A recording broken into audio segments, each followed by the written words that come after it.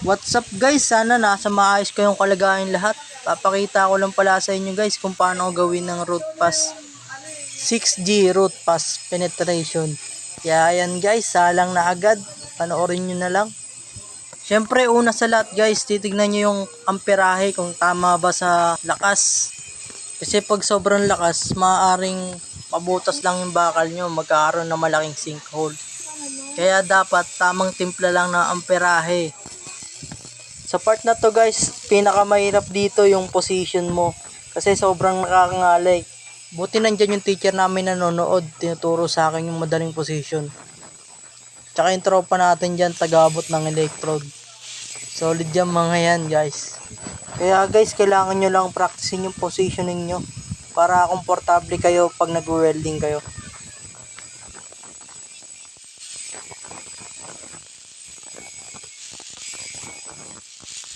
Habang nanonood kayo mga idol, sound trip muna tayo ng malupit dyan.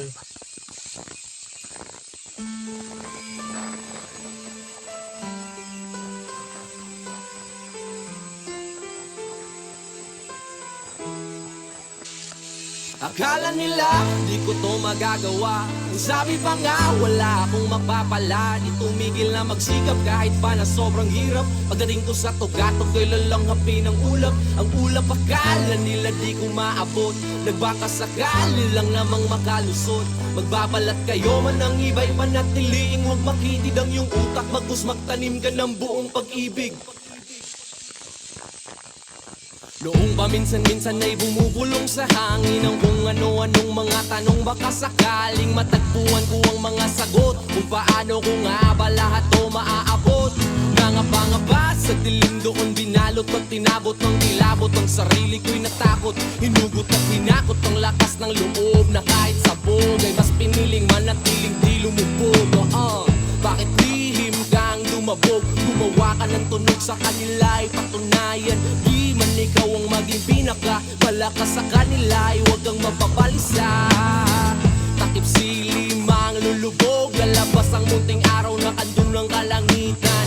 Pag napagod pahinga, pagkat bukas makalawa may panibagong pahina. Akala nila di ko to magagawa.